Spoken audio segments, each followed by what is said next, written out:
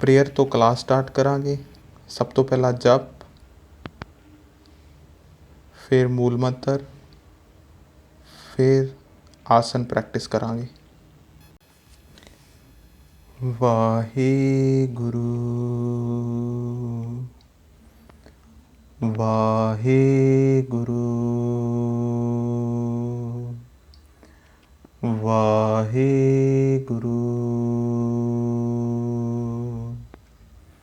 Eco ओंकार सतनाम करता पुरख, निर्भव निर्वैर अकाल मूरत, अजूनी सैभं गुर प्रसाद। जप। ਅੱਖਾਂ ਨੂੰ ਖੋਲ੍ਹ ਕੇ ਸਾਰੇ ਜਾਣੇ ਸਟੈਂਡਿੰਗ ਪੋਜੀਸ਼ਨ ਦੇ ਵਿੱਚ ਖੜ੍ਹੇ ਹੋ ਜਾਵਾਂਗੇ। ਯੋਗਾ ਅਭਿਆਸ ਸਭ ਤੋਂ ਪਹਿਲਾਂ ਕਰਾਂਗੇ ਤਾੜ ਆਸਨ। ਦੋਹੇ ਪੈਰਾਂ ਨੂੰ ਆਪਸ ਦੇ ਵਿੱਚ ਮਿਲਾ ਲਾਂਗੇ ਅਤੇ ਹੱਥਾਂ ਨੂੰ by the side shoulder level 'ਤੇ ਹੱਥਾਂ ਦੇ ਫੇਸ ਨੂੰ ਟਰਨ ਕਰ ਲਾਂਗੇ ਅਤੇ ਦੋਨੋਂ ਹੱਥਾਂ ਨੂੰ ਆਪਸ ਦੇ ਵਿੱਚ ਨਮਸਕਾਰ ਮੁਦਰਾ ਦੇ ਵਿੱਚ ਮਿਲਾ ਦਾਂਗੇ ਅਤੇ ਹੱਥਾਂ ਦਾ ਇੰਟਰਲੋਕ ਕਰਕੇ ਹੱਥਾਂ ਨੂੰ ਪੂਰਾ ਉੱਪਰ ਵੱਲ ਖਿੱਚ ਦਾਂਗੇ ਅਤੇ ਹੌਲੀ ਹੌਲੀ ਆਪਣੇ ਪੈਰਾਂ ਨੂੰ ਉੱਪਰ ਵੱਲ ਉਠਾਵਾਂਗੇ। ਸਾਰਾ ਭਾਰ ਤੁਹਾਡੇ ਪੈਰਾਂ ਦੀ ਉਂਗਲਾਂ ਦੇ ਉੱਪਰ ਆ ਜਾਵੇਗਾ। ਇਸ ਤਰ੍ਹਾਂ ਕੁਝ ਸਮੇਂ ਰੁਕਣ ਤੋਂ ਬਾਅਦ ਵਾਪਿਸ ਏੜੀਆਂ ਨੂੰ ਨੀਚੇ ਰੱਖਾਂਗੇ। ਹੱਥਾਂ ਨੂੰ ਦੁਬਾਰਾ ਰਿਵਰਸ ਆਰਡਰ ਦੇ ਵਿੱਚ ਵਾਪਿਸ ਦੈਨ ਸਲੋ ਹੱਥਾਂ ਨੂੰ ਨੀਚੇ ਡਾਊਨ ਕਰ ਦੇਵਾਂਗੇ। ਨੈਕਸਟ ਆਸਨ ਹੈ ਤੁਹਾਡਾ ਵ੍ਰਿਕਸ਼ ਆਸਨ। ਸਭ ਤੋਂ ਪਹਿਲਾਂ ਆਪਣੇ ਸੱਜੇ ਪੈਰ ਨੂੰ ਉਠਾ ਕੇ ਥਾਈਸ ਦੇ ਉੱਪਰ ਰੱਖ ਲਵਾਂਗੇ। ਦੋਨੋਂ ਹੱਥਾਂ ਨੂੰ ਸ਼ੋਲਡਰ ਲੈਵਲ 'ਤੇ ਸਾਈਡ 'ਤੇ ਖੋਲ੍ਹ ਲਵਾਂਗੇ ਅਤੇ ਹੱਥਾਂ ਦਾ ਫੇਸ ਘੁਮਾਉਣ ਤੋਂ ਬਾਅਦ ਹੱਥਾਂ ਨੂੰ ਉੱਪਰ ਨਮਸਕਾਰ ਮੁਦਰਾ ਦੇ ਵਿੱਚ ਕਰ ਲਵਾਂਗੇ। ਕੁਝ ਸਮਾਂ ਇਸ ਜਗ੍ਹਾ ਉੱਪਰ ਰੁਕਾਂਗੇ। ਕੌਂਸਨਟ੍ਰੇਸ਼ਨ ਲੈਵਲ ਵਧਾਉਣ ਵਾਸਤੇ ਬਹੁਤ ਹੀ ਵਧੀਆ ਹੈ। ਕੌਂਸਨਟ੍ਰੇਸ਼ਨ ਇੰਪੋਰਟੈਂਟ ਹੈ। ਹੱਥਾਂ ਨੂੰ ਵਾਪਿਸ ਨੀਚੇ ਲੈ ਕੇ ਆਵਾਂਗੇ ਅਤੇ ਇਸ ਤਰ੍ਹਾਂ ਹੀ ਅਸੀਂ ਆਪਣੇ ਦੂਸਰੇ ਪੈਰ ਦੇ ਨਾਲ ਕਰਾਂਗੇ। ਆਪਣੇ ਲੈਫਟ ਪੈਰ ਨੂੰ ਸਭ ਤੋਂ ਪਹਿਲਾਂ ਥਾਈਸ ਦੇ ਨਾਲ ਲਗਾ ਲਾਂਗੇ। ਉਸ ਤੋਂ ਬਾਅਦ ਆਪਣੇ ਦੋਨੋਂ ਹੱਥਾਂ ਨੂੰ ਸ਼ੋਲਡਰ ਲੈਵਲ ਦੇ ਉੱਪਰ ਖੋਲ੍ਹ ਲਵਾਂਗੇ ਅਤੇ ਹੱਥਾਂ ਦਾ ਫੇਸ ਘੁਮਾਉਣ ਤੋਂ ਬਾਅਦ ਉਸ ਨੂੰ ਉੱਪਰ ਨਮਸਕਾਰ ਮੁਦਰਾ ਦੇ ਵਿੱਚ ਜੋੜ ਲਵਾਂਗੇ। ਕੁਝ ਸਮਾਂ ਇੱਥੇ ਰੁਕਾਂਗੇ। ਫੋਕਸ ਇੱਕ ਪੁਆਇੰਟ ਦੇ ਉੱਪਰ ਹੀ ਰਹੇਗਾ ਤਾਂ ਜੋ ਬੈਲੈਂਸ ਸਰੀਰ ਦਾ ਇੱਕ ਥਾਂ 'ਤੇ ਹੀ ਬਣਿਆ ਰਹੇ। ਇਸ ਤਰ੍ਹਾਂ ਤੁਸੀਂ ਵ੍ਰਿਕਸ਼ ਆਸਨ ਦਾ ਅਭਿਆਸ ਕਰੋਗੇ। ਹੁਣ ਅਸੀਂ ਕਰਾਂਗੇ ਸਾਈਡ ਬੈਂਡਿੰਗ ਚੱਕਰ ਆਸਨ। ਇਹ ਮੋਟਾਪਾ ਘਟਾਉਣ ਲਈ ਬਹੁਤ ਵਧੀਆ ਹੈ ਅਤੇ ਸਪਾਈਨ ਨੂੰ ਬਹੁਤ ਹੀ ਚੰਗੀ ਤਰ੍ਹਾਂ ਸਟਰੈਚ ਕਰਦਾ ਹੈ। ਇਸ ਦੇ ਵਿੱਚ ਸਭ ਤੋਂ ਪਹਿਲਾਂ ਦੋਨੋਂ ਹੱਥ ਸਿੱਧਾ ਅਤੇ ਬੋਡੀ ਨੂੰ ਰਾਈਟ ਸਾਈਡ ਟਰਨ ਕਰਾਂਗੇ। ਹੌਲੀ ਹੌਲੀ ਬੋਡੀ ਨੂੰ ਰਾਈਟ ਸਾਈਡ ਟਰਨ ਕਰਨਾ ਹੈ। ਕੁਝ ਸਮਾਂ ਉਸ ਜਗ੍ਹਾ 'ਤੇ ਰੁਕਣ ਤੋਂ ਬਾਅਦ ਹੌਲੀ ਹੌਲੀ ਵਾਪਿਸ ਆਵਾਂਗੇ। ਵਾਪਿਸ ਆਉਣ ਲਈ ਆਪਣੇ ਦੋਨੋਂ ਹੱਥਾਂ ਨੂੰ ਸਾਹਮਣੇ ਸਿੱਧਾ ਕਰ ਲਵਾਂਗੇ।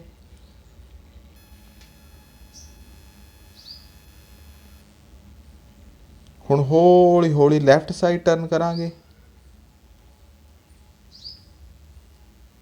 ਲੈਫਟ ਸਾਈਡ ਕੁਝ ਸਮਾਂ ਰੁਕਾਂਗੇ। ਰੁਕਣ ਤੋਂ ਬਾਅਦ ਵਾਪਿਸ ਦੋਨੋਂ ਹੱਥ ਸਿੱਧੇ ਅਤੇ ਸਲੋ ਦੋਨੋਂ ਹੱਥਾਂ ਨੂੰ ਨੀਚੇ ਕਰ ਲਵਾਂਗੇ।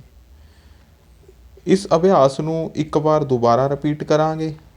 ਸਭ ਤੋਂ ਪਹਿਲਾਂ ਦੋਨੋਂ ਹੱਥ ਸਿੱਧੇ, ਪੂਰਾ ਬੋਡੀ ਅੱਪਰ ਬੋਡੀ ਨੂੰ ਰਾਈਟ ਸਾਈਡ ਟਰਨ ਕਰਨਾ ਹੈ। ਰਾਈਟ ਸਾਈਡ ਟਰਨ ਕਰਨ ਤੋਂ ਬਾਅਦ ਕੁਝ ਸਮਾਂ ਰੁਕਾਂਗੇ। ਉਸ ਤੋਂ ਬਾਅਦ ਵਾਪਿਸ ਹੱਥ ਸਿੱਧੇ ਅਤੇ ਹੁਣ ਅਸੀਂ ਆਪਣੇ ਲੈਫਟ ਸਾਈਡ ਟਰਨ ਕਰਾਂਗੇ। ਲੈਫਟ ਸਾਈਡ ਟਰਨ ਕਰਨ ਤੋਂ ਬਾਅਦ ਹੱਥ ਸਿੱਧੇ ਅਤੇ ਸਲੋ ਨੀਚੇ ਵੱਲ ਵਾਪਿਸ। ਹੁਣ ਅਗਲਾ ਆਸਨ ਕਰਨ ਜਾ ਰਹੇ ਹਾਂ, ਉਹ ਹੈ ਕੋਣ ਆਸਨ। ਕੋਣ ਆਸਨ ਦੇ ਵਿੱਚ ਕੀ ਕਰਨਾ ਹੈ, ਇਸ ਦੇ ਵਿੱਚ ਪਹਿਲਾਂ ਆਪਣੀਆਂ ਦੋਨੋਂ ਪੈਰਾਂ ਨੂੰ ਖੋਲ੍ਹ ਲੈਣਾ ਹੈ। ਦੋਨੋਂ ਪੈਰਾਂ ਨੂੰ ਖੋਲ੍ਹਣ ਤੋਂ ਬਾਅਦ ਆਪਣੇ ਸੱਜੇ ਪੈਰ ਨੂੰ ਸੱਜੇ ਸਾਈਡ ਟਰਨ ਕਰ ਦੇਣਾ ਹੈ।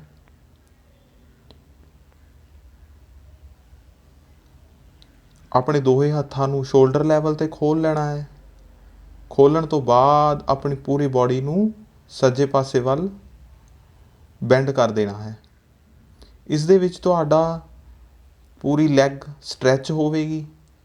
ਜਦੋਂ ਤੁਸੀਂ ਉੱਪਰ ਵੱਲ ਦੇਖੋਗੇ ਤਾਂ ਤੁਹਾਡੇ ਗਰਦਨ ਦੇ ਮਸਲ ਸਟਰੋਂਗ ਹੋਣਗੇ।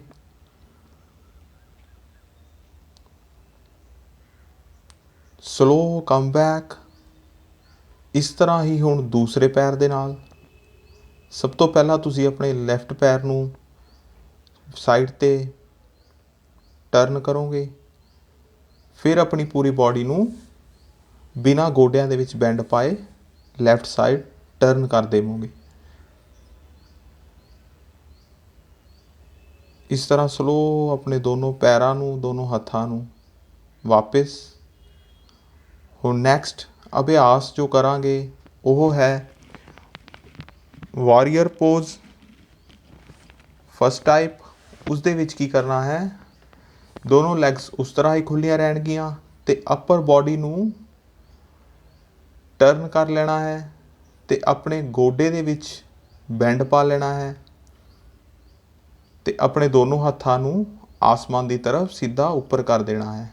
ਇਸ ਦੇ ਵਿੱਚ ਧਿਆਨ ਇਹ ਰੱਖਣਾ ਹੈ ਕਿ ਤੁਹਾਡਾ ਜੋ ਪਿਛਲਾ ਪੈਰ ਹੈ ਉਸ ਦੀ ਅੱਡੀ ਜ਼ਮੀਨ ਦੇ ਨਾਲ ਹੀ ਟੱਚ ਰਹਿਣੀ ਚਾਹੀਦੀ ਹੈ। ਅਤੇ ਸਲੋ ਕਮ ਬੈਕ। ਇਸ ਤਰ੍ਹਾਂ ਤੁਸੀਂ ਵਾਰੀਅਰ ਪੋਜ਼ ਕਰ ਰਹੇ ਹੋ। ਸੇਮ ਹੀ ਲੈਫਟ ਸਾਈਡ ਟਰਨ ਕਰਾਂਗੇ।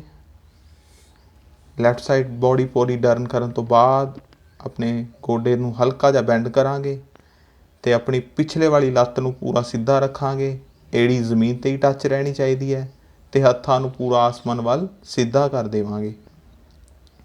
ਇਹ ਤੁਹਾਡੇ ਹੈਮਸਟਰਿੰਗ ਨੂੰ ਸਟਰੈਂਥਨਿੰਗ ਕਰਦਾ ਹੈ। ਤੁਹਾਡੀ ਪੂਰੀ ਬਾਡੀ ਦੀ ਸਟਰੈਂਥਨਿੰਗ ਕਰਨ ਦੇ ਵਿੱਚ ਇਹ ਸਭ ਤੋਂ ਵਧੀਆ ਆਸਨ ਹੈ। ਹੁਣ ਅਸੀਂ ਨੈਕਸਟ ਅਭਿਆਸ ਕਰਾਂਗੇ ਬੈਕ ਬੈਂਡਿੰਗ ਹਸਤੋਤਾਨ ਆਸਨ। ਇਸ ਦੇ ਵਿੱਚ ਕੀ ਕਰਨਾ ਹੈ, ਸਭ ਤੋਂ ਪਹਿਲਾਂ ਆਪਣੇ ਦੋਨੋਂ ਪੈਰਾਂ ਨੂੰ ਆਪਸ ਦੇ ਵਿੱਚ ਮਿਲਾ ਲੈਣਾ ਹੈ ਅਤੇ ਦੋਨੋਂ ਹੱਥ ਆਸਮਾਨ ਦੇ ਵਿੱਚ ਸਿੱਧੇ। ਅਤੇ ਉਸ ਤੋਂ ਬਾਅਦ ਜਿੰਨਾ ਹੋ ਸਕੇ ਆਪਣੀ ਗਰਦਨ, ਆਪਣੀ ਬੈਕ ਨੂੰ ਅੱਗੇ ਦੀ ਤਰਫ ਪੁਸ਼ ਕਰਦੇ ਹੋਏ ਅਤੇ ਆਪਣੀ ਬਾਡੀ ਨੂੰ ਪਿੱਛੇ ਦੀ ਤਰਫ ਬੈਂਡ ਕਰ ਲੈਣਾ ਹੈ।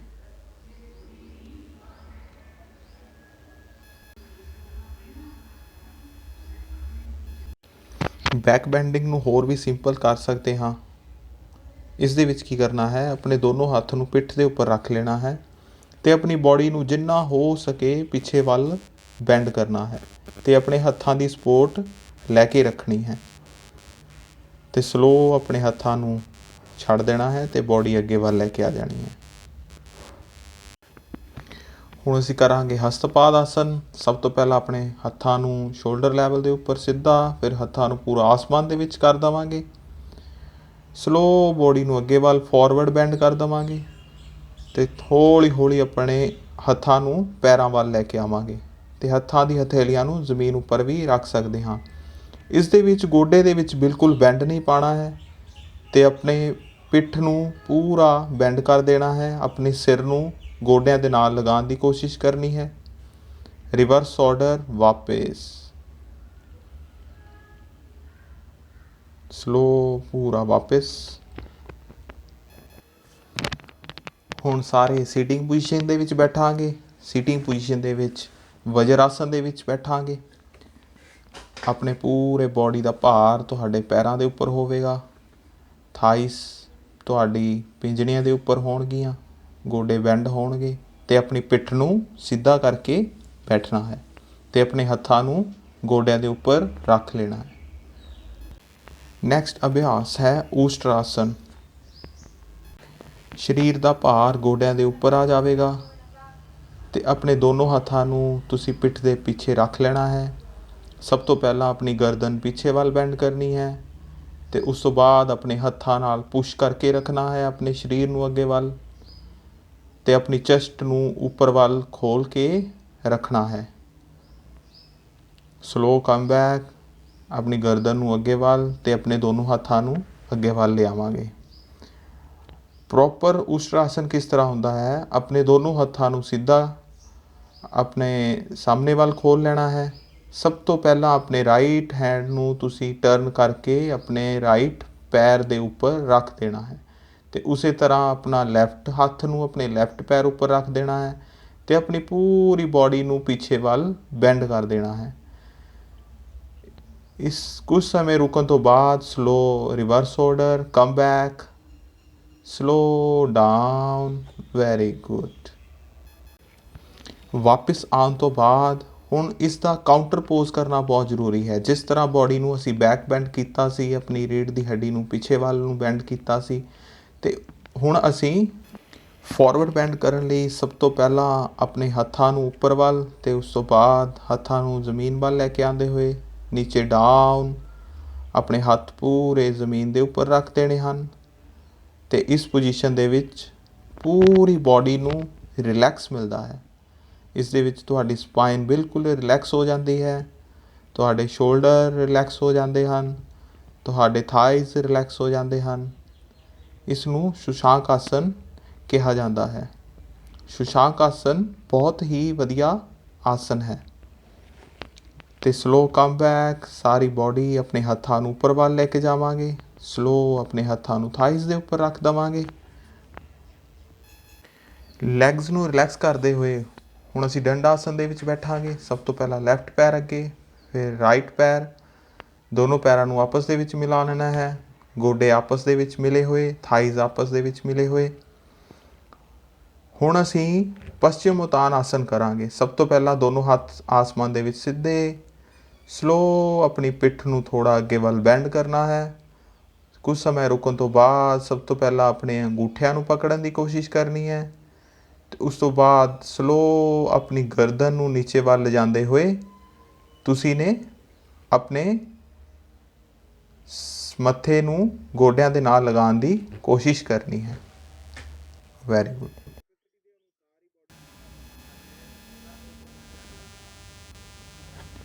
ਕੁਝ ਸਮਾਂ ਰੁਕਣ ਤੋਂ ਬਾਅਦ ਪੂਰਾ ਸਟ੍ਰੈਚ ਫੀਲ ਕਰਨਾ ਹੈ। ਤੁਹਾਡੇ ਹੈਮਸਟਰਿੰਗ ਪੂਰੇ ਸਟ੍ਰੈਚ ਹੋ ਚੁੱਕੇ ਹਨ। ਸਲੋ ਕਮ ਬੈਕ, ਸਲੋ ਵਿਸ਼ਰਾਮ ਆਸਨ ਦੇ ਵਿੱਚ ਕੁਝ ਸਮੇਂ ਲਈ ਰਿਲੈਕਸ ਕਰਨਾ ਹੈ।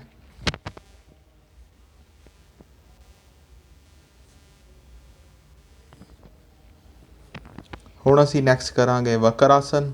ਵਕਰ ਆਸਨ ਦੇ ਵਿੱਚ ਸਭ ਤੋਂ ਪਹਿਲਾਂ ਰਾਈਟ ਪੈਰ ਬੈਂਡ ਕਰ ਲੈਣਾ ਹੈ। ਰਾਈਟ ਪੈਰ ਬੈਂਡ ਕਰਨ ਤੋਂ ਬਾਅਦ ਆਪਣੇ ਰਾਈਟ ਹੈਂਡ ਨੂੰ ਆਸਮਾਨ ਦੇ ਵਿੱਚ ਸਿੱਧਾ ਕਰਕੇ ਉਸ ਨੂੰ ਆਪਣੀ ਪਿੱਠ ਪਿੱਛੇ ਲਿਜਾ ਕੇ ਆਪਣੇ ਬੈਕ ਰੱਖ ਲੈਣਾ ਹੈ ਅਤੇ ਆਪਣੇ ਲੈਫਟ ਹੈਂਡ ਨੂੰ ਆਸਮਾਨ ਦੇ ਵਿੱਚ ਸਿੱਧਾ ਕਰਨਾ ਹੈ ਅਤੇ ਆਪਣੇ ਗੋਡੇ ਦੇ ਉੱਪਰ ਦੀ ਘੁਮਾ ਕੇ ਆਪਣੇ ਪੈਰ ਨੂੰ ਪਕੜਨ ਦੀ ਕੋਸ਼ਿਸ਼ ਕਰਨੀ ਹੈ। ਇਸ ਦੇ ਨਾਲ ਤੁਹਾਡੀ ਸਪਾਈਨ ਟਵਿਸਟ ਹੁੰਦੀ ਹੈ ਅਤੇ ਸਪਾਈਨ ਦੀ ਸਟਰੈਂਥਨਿੰਗ ਲਈ ਇਹ ਬਹੁਤ ਹੀ ਵਧੀਆ ਆਸਨ ਹੈ। ਅਤੇ ਫੇਸ ਆਪਣਾ ਤੁਸੀਂ ਨੇ ਟਰਨ ਕਰ ਲੈਣਾ ਹੈ। ਕੁਝ ਸਮਾਂ ਰੁਕਣ ਤੋਂ ਬਾਅਦ ਸਭ ਤੋਂ ਪਹਿਲਾਂ ਤੁਸੀਂ ਆਪਣਾ ਫੇਸ ਅੱਗੇ ਲੈ ਕੇ ਆਵੋਗੇ, ਫਿਰ ਆਪਣੇ ਲੈਫਟ ਹੈਂਡ ਨੂੰ ਆਸਮਾਨ ਦੇ ਵਿੱਚ ਸਿੱਧਾ ਅਤੇ ਸਲੋ ਆਪਣੇ ਹੱਥ ਨੂੰ ਨੀਚੇ ਵੱਲ ਲੈ ਕੇ ਆਓਗੇ। ਇਸ ਤਰ੍ਹਾਂ ਹੀ ਹੁਣ ਦੂਸਰੇ ਪੈਰ ਦੇ ਨਾਲ ਸਭ ਤੋਂ ਪਹਿਲਾਂ ਤੁਸੀਂ ਆਪਣਾ ਲੈਫਟ ਪੈਰ ਬੈਂਡ ਕਰ ਲਵੋਗੇ। ਲੈਫਟ ਪੈਰ ਬੈਂਡ ਕਰਨ ਤੋਂ ਬਾਅਦ ਆਪਣੇ ਲੈਫਟ ਹੱਥ ਨੂੰ ਆਪਣੀ ਪਿੱਠ ਪਿੱਛੇ ਰੱਖ ਲਵੋਗੇ ਅਤੇ ਆਪਣੇ ਰਾਈਟ ਹੈਂਡ ਨੂੰ ਆਸਮਾਨ ਦੇ ਵਿੱਚ ਸਿੱਧਾ ਕਰਨ ਤੋਂ ਬਾਅਦ ਗੋਡੇ ਦੇ ਉੱਪਰ ਦੀ ਘੁਮਾ ਕੇ ਆਪਣੇ ਪੈਰ ਨੂੰ ਪਕੜਨ ਦੀ ਕੋਸ਼ਿਸ਼ ਕਰਨੀ ਹੈ ਅਤੇ ਆਪਣੀ ਸਪਾਈਨ ਨੂੰ ਪੂਰਾ ਟਵਿਸਟ ਕਰ ਦੇਣਾ ਹੈ। ਕੁਝ ਸਮਾਂ ਰੁਕਣ ਤੋਂ ਬਾਅਦ ਵਾਪਸ ਫੇਸ ਅੱਗੇ ਵੱਲ, ਹੱਥ ਆਸਮਾਨ ਦੇ ਵਿੱਚ, ਸਲੋ ਵਾਪਸ ਅਤੇ ਕੁਝ ਸਮੇਂ ਲਈ ਵਿਸ਼ਰਾਮ ਆਸਨ ਦੇ ਵਿੱਚ ਰਿਲੈਕਸ ਕਰਾਂਗੇ। ਹੁਣ ਅਸੀਂ ਨੈਕਸਟ ਅਭਿਆਸ ਕਰਾਂਗੇ ਸਵਾਸਨ। ਸਵਾਸਨ ਸਟ੍ਰੈਸ ਦੂਰ ਕਰਨ ਲਈ ਸਭ ਤੋਂ ਵਧੀਆ ਹੈ। ਇਸ ਦੇ ਵਿੱਚ ਕੀ ਕਰਨਾ ਹੈ, ਆਪਣੇ ਦੋਨੋਂ ਪੈਰਾਂ ਦੇ ਵਿੱਚ 1.5 ਤੋਂ 2 ਫੁੱਟ ਦਾ ਅੰਤਰ ਰੱਖਣਾ ਹੈ। ਤੁਹਾਡੇ ਪੈਰਾਂ ਦੀ ਏੜੀਆਂ ਅੰਦਰਲੇ ਵਾਲੇ ਪਾਸੇ ਅਤੇ ਪੰਜੇ ਬਾਹਰ ਵਾਲੇ ਪਾਸੇ ਹੋਣਗੇ। Very good.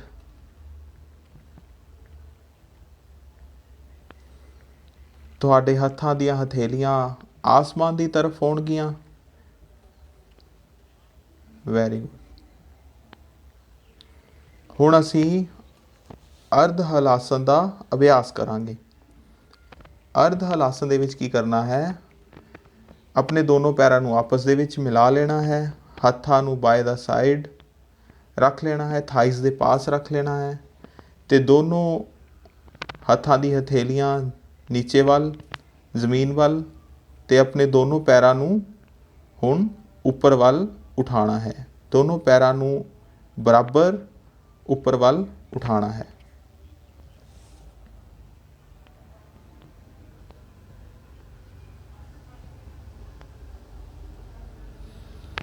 ਸਲੋ ਦੋਨੋਂ ਪੈਰਾਂ ਨੂੰ 15 ਡਿਗਰੀ, ਫਿਰ 45, ਫਿਰ 60, ਫਿਰ ਪੂਰੇ ਪੈਰਾਂ ਨੂੰ 90 ਡਿਗਰੀ ਦੇ ਉੱਪਰ ਸਿੱਧਾ ਕਰ ਦੇਣਾ ਹੈ।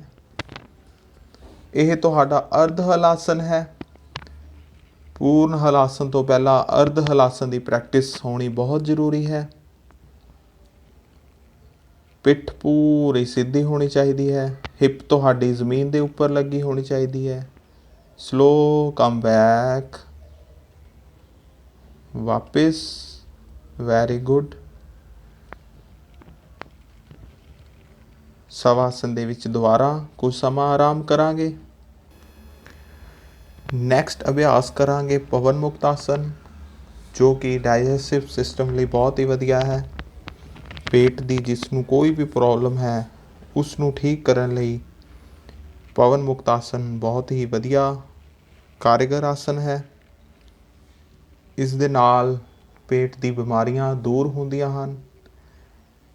ਸਭ ਤੋਂ ਪਹਿਲਾਂ ਦੋਨੋਂ ਪੈਰਾਂ ਨੂੰ ਆਪਸ ਦੇ ਵਿੱਚ ਮਿਲਾ ਲਵਾਂਗੇ।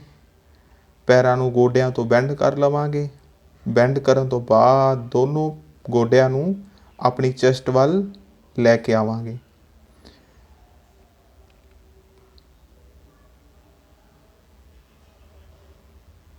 ਆਪਣੇ ਦੋਨੋਂ ਹੱਥਾਂ ਨਾਲ ਗੋਡਿਆਂ ਦਾ ਪ੍ਰੈਸ਼ਰ ਪੇਟ ਦੇ ਉੱਪਰ ਆ ਜਾਵੇਗਾ।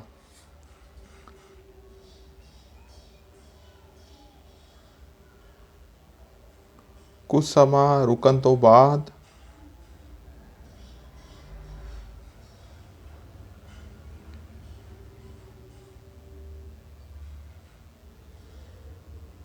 ਸਭ ਤੋਂ ਪਹਿਲਾਂ ਆਪਣੇ ਹੱਥਾਂ ਨੂੰ, ਉਸ ਤੋਂ ਬਾਅਦ ਆਪਣੇ ਗੋਡਿਆਂ ਨੂੰ ਵਾਪਿਸ, ਆਪਣੇ ਪੈਰਾਂ ਨੂੰ ਸਿੱਧਾ ਜ਼ਮੀਨ ਵੱਲ ਕਰ ਦੇਵਾਂਗੇ।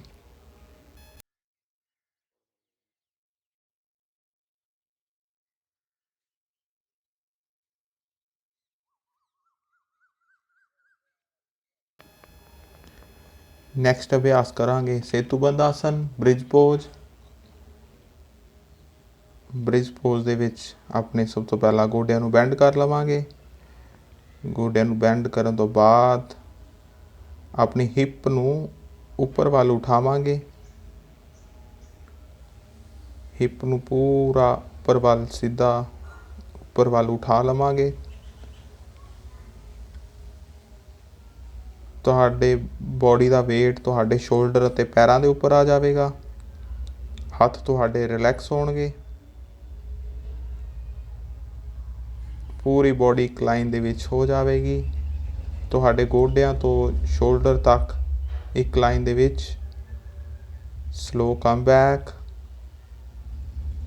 ਕੁਝ ਸਮੇਂ ਲਈ ਸਵਾਸਨ ਦੇ ਵਿੱਚ ਆਰਾਮ ਕਰਾਂਗੇ।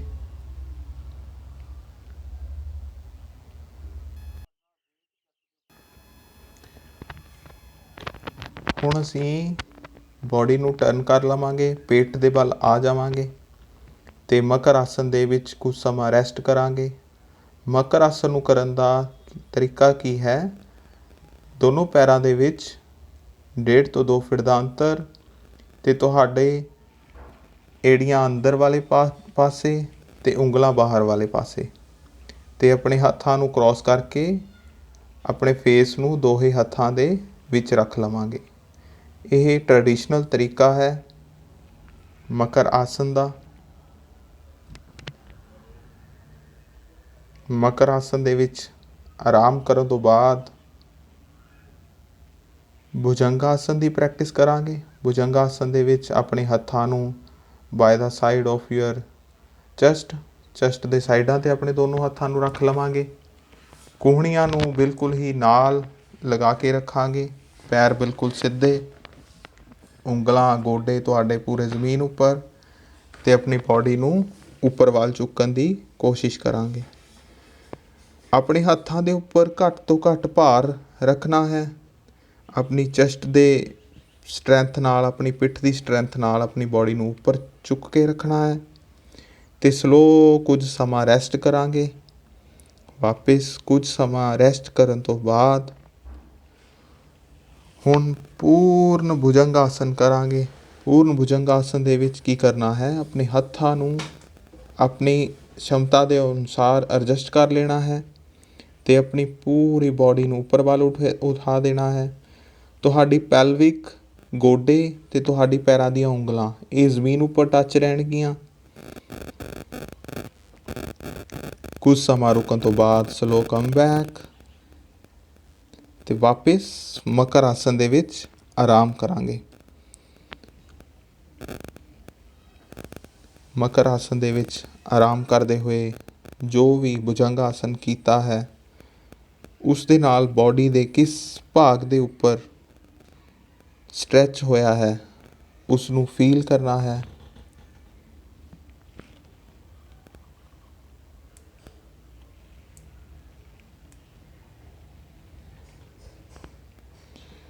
ਭੁਜੰਗ ਆਸਨ ਤੋਂ ਬਾਅਦ ਹੁਣ ਅਸੀਂ ਸ਼ਲਭ ਆਸਨ ਦਾ ਅਭਿਆਸ ਕਰਾਂਗੇ। ਸ਼ਲਭ ਆਸਨ ਦਾ ਅਭਿਆਸ ਕਰਨ ਲਈ ਆਪਣੇ ਦੋਨੋਂ ਪੈਰਾਂ ਨੂੰ ਆਪਸ ਦੇ ਵਿੱਚ ਮਿਲਾ ਲਵਾਂਗੇ।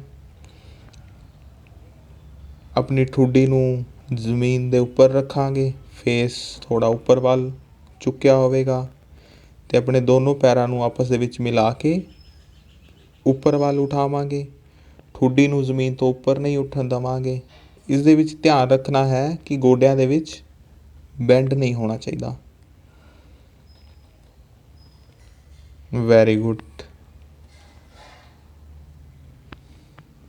ਪੈਰਾਂ ਨੂੰ ਕੁਝ ਸਮਾਂ ਉੱਪਰ ਰੱਖਣ ਤੋਂ ਬਾਅਦ ਸਲੋ ਵਾਪਿਸ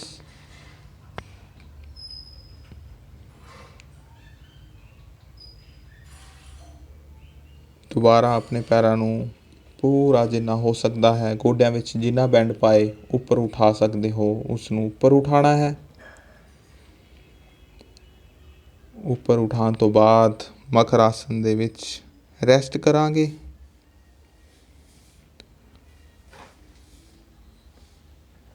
ਮਕਰ ਆਸਨ ਦੇ ਵਿੱਚ ਰੈਸਟ ਕਰਦੇ ਹੋਏ ਕੀਤੇ ਹੋਏ ਸ਼ਲਭ ਆਸਨ ਦੇ ਅਭਿਆਸ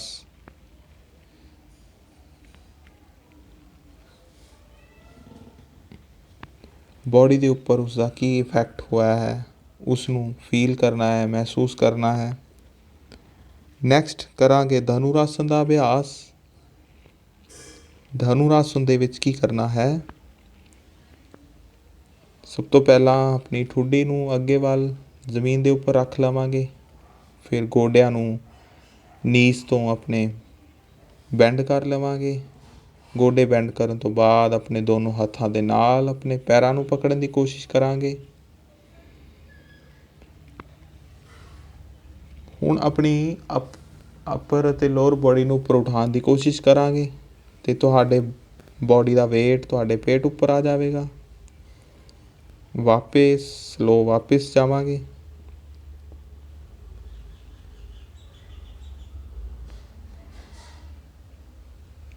ਕੁਝ ਸਮਾਂ ਮਕਰ ਆਸਨ ਦੇ ਵਿੱਚ ਰੈਸਟ ਕਰਾਂਗੇ।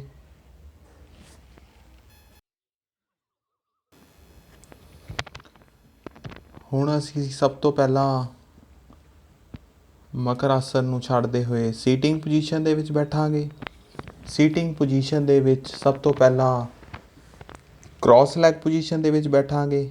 ਕਿਸੇ ਵੀ ਧਿਆਨਾਤਮਿਕ ਸਥਿਤੀ ਦੇ ਵਿੱਚ ਬੈਠਾਂਗੇ। ਧਿਆਨਾਤਮਿਕ ਸਥਿਤੀ ਦੇ ਵਿੱਚ ਬੈਠਣ ਤੋਂ ਬਾਅਦ ਸਭ ਤੋਂ ਪਹਿਲਾਂ ਕਪਾਲਭਾਤੀ ਦਾ ਅਭਿਆਸ, ਫਿਰ ਅਲੋਮ ਵਿਲੋਮ ਦਾ ਅਭਿਆਸ, ਫਿਰ ਬ੍ਰਹਮਰੀ ਦਾ ਅਭਿਆਸ, ਫਿਰ ਜਪ ਕਰਕੇ ਕਲਾਸ ਦੀ ਸਮਾਪਤੀ ਕਰਾਂਗੇ।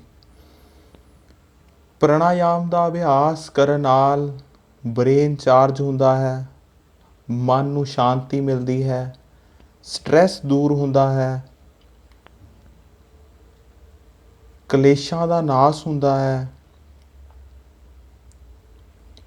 ਅਤੇ ਜੀਵਨ ਦੇ ਵਿੱਚ ਪੋਜ਼ਿਟਿਵ ਰਹਿਣ ਦੀ ਐਨਰਜੀ ਮਿਲਦੀ ਹੈ। ਨੈਕਸਟ ਹੁਣ ਕਰਾਂਗੇ ਕਪਾਲਭਾਤੀ ਦਾ ਅਭਿਆਸ। ਕਪਾਲਭਾਤੀ ਦੇ ਵਿੱਚ ਕੀ ਕਰਨਾ ਹੈ, ਆਪਣੀ ਪਿੱਠ ਨੂੰ ਪੂਰਾ ਸਿੱਧਾ ਕਰਕੇ ਬੈਠਣਾ ਹੈ, ਆਪਣੇ ਹੱਥਾਂ ਨੂੰ ਗੋਡਿਆਂ ਦੇ ਉੱਪਰ ਰੱਖ ਲੈਣਾ ਹੈ ਅਤੇ ਆਪਣੇ ਸਾਹ ਨੂੰ ਪੂਰਾ ਐਗਜ਼ੇਲ ਕਰਦੇ ਹੋਏ ਆਪਣੇ ਪੇਟ ਨੂੰ ਅੰਦਰ ਵੱਲ ਕਰ ਲੈਣਾ ਹੈ ਅਤੇ ਉਸ ਤੋਂ ਬਾਅਦ ਐਕਟਿਵ ਐਗਜ਼ੇਲ ਕਰਨਾ ਹੈ ਅਤੇ ਪੈਸਿਵ ਇਨਹੇਲ ਕਰਨਾ ਹੈ ਅਤੇ ਐਗਜ਼ੇਲ ਵੱਲ ਧਿਆਨ ਦੇਣਾ ਹੈ। ਆਪਣੇ ਪੇਟ ਨੂੰ ਪੂਰਾ ਫੋਰਸਫੁਲੀ ਸਾਹ ਨੂੰ ਬਾਹਰ ਕੱਢਣਾ ਹੈ ਅਤੇ ਆਪਣੇ ਆਪ ਪੇਟ ਅੰਦਰ ਜਾਵੇਗਾ ਅਤੇ ਇਸ ਤਰ੍ਹਾਂ ਬਾਹਰ ਸਾਹ ਦੀ ਕਿਰਿਆ ਦੇ ਉੱਪਰ ਧਿਆਨ ਦੇਣਾ ਹੈ। 1 ਮਿੰਟ ਦੇ ਵਿੱਚ ਜਿੰਨੇ ਸਟਰੋਕ ਤੁਹਾਡੀ ਕੈਪੈਸਿਟੀ ਦੇ ਅਨੁਸਾਰ ਤੁਸੀਂ ਕਰ ਸਕਦੇ ਹੋ, ਕੋਸ਼ਿਸ਼ ਕਰਨੀ ਹੈ 20 ਤੋਂ 25 ਸਟਰੋਕ ਆਰਾਮ ਦੇ ਨਾਲ ਲਗਾਉਣੇ ਹਨ। ਇਸ ਦਾ ਅਭਿਆਸ ਆਪਾਂ ਸਾਰੇ ਇਕੱਠੇ ਸ਼ੁਰੂ ਕਰਦੇ ਹਾਂ।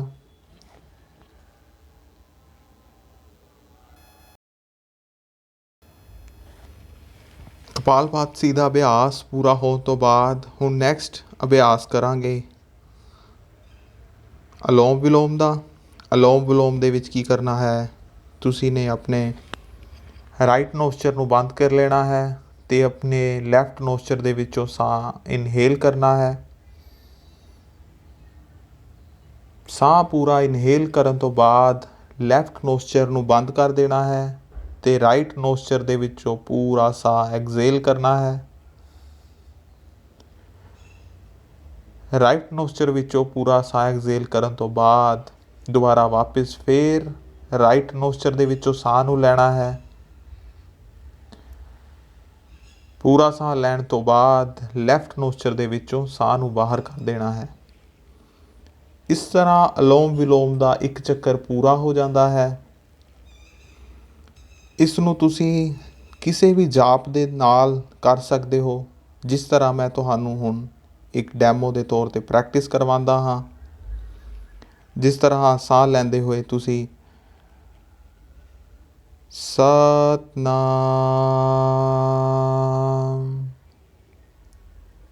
ਐਗਜ਼ੇਲ ਕਰਦੇ ਹੋਏ ਵਾਹਿਗੁਰੂ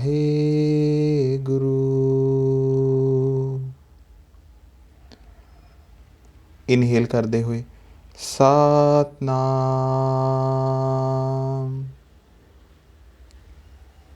ਲੈਫਟ ਨੋਸਚਰ ਤੋਂ ਐਗਜ਼ੇਲ ਕਰਦੇ ਹੋਏ ਵਾਹਿਗੁਰੂ।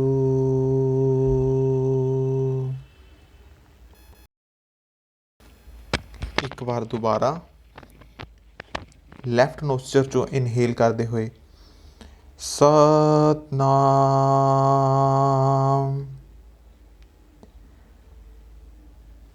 ਰਾਈਟ ਨੋਸਚਰ ਚੋਂ ਐਗਜ਼ੇਲ ਕਰਦੇ ਹੋਏ ਵਾਹਿਗੁਰੂ,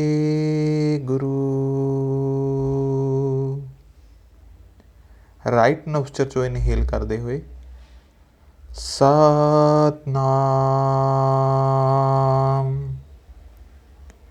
ਲੈਫਟ ਨੋਸਚਰ ਚੋਂ ਐਗਜ਼ੇਲ ਕਰਦੇ ਹੋਏ ਵਾਹਿਗੁਰੂ।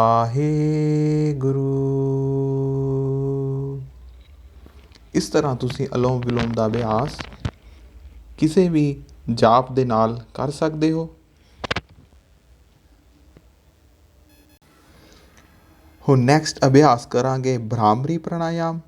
ਭ੍ਰਾਮਰੀ ਪ੍ਰਾਣਾਯਾਮ ਦੇ ਵਿੱਚ ਪਿੱਠ ਸਿੱਧੀ, ਜਿਸ ਤਰ੍ਹਾਂ ਭਮਰਾ ਸਾਊਂਡ ਕਰਦਾ ਹੈ ਉਸ ਸਾਊਂਡ ਨੂੰ ਅਸੀਂ ਆਵਾਜ਼ ਕਰਾਂਗੇ। ਉਸਦੇ ਵਿੱਚ ਕੀ ਕਰਨਾ ਹੈ, ਦੋਨੋਂ ਨੋਸਚਰ ਦੇ ਰਾਹੀਂ ਸਾਹ ਇਨਹੇਲ ਕਰਨਾ ਹੈ, ਸਾਹ ਨੂੰ ਅੰਦਰ ਲੈ ਕੇ ਜਾਣਾ ਹੈ।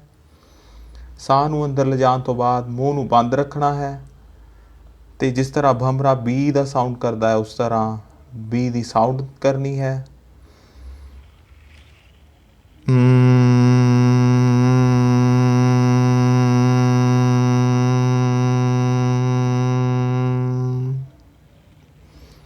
ਸਾਰਿਆਂ ਨੇ ਦੁਬਾਰਾ ਸਾਹ ਅੰਦਰ ਲੈਣਾ ਹੈ।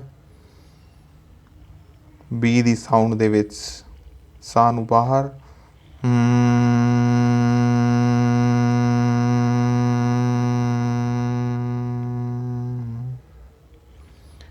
ਇਸ ਦਾ ਅਭਿਆਸ ਤੁਸੀਂ ਰਾਤ ਨੂੰ ਕਰ ਸਕਦੇ ਹੋ, ਦਿਨ ਦੇ ਵਿੱਚ ਕਰ ਸਕਦੇ ਹੋ। ਜਿਸ ਨੂੰ ਨੀਂਦ ਨਾ ਆਉਂਦੀ ਹੋਵੇ ਉਸ ਲਈ ਭ੍ਰਾਮਰੀ ਪ੍ਰਾਣਾਯਾਮ ਬਹੁਤ ਹੀ ਜ਼ਿਆਦਾ ਵਧੀਆ ਹੈ। ਉਸ ਨੂੰ ਨੀਂਦ ਆ ਜਾਵੇਗੀ। ਰਾਤ ਨੂੰ ਸੌਣ ਤੋਂ ਪਹਿਲਾਂ 10 ਮਿੰਟ ਇਸ ਦਾ ਅਭਿਆਸ ਕਰ ਲੈਣਾ ਚਾਹੀਦਾ ਹੈ।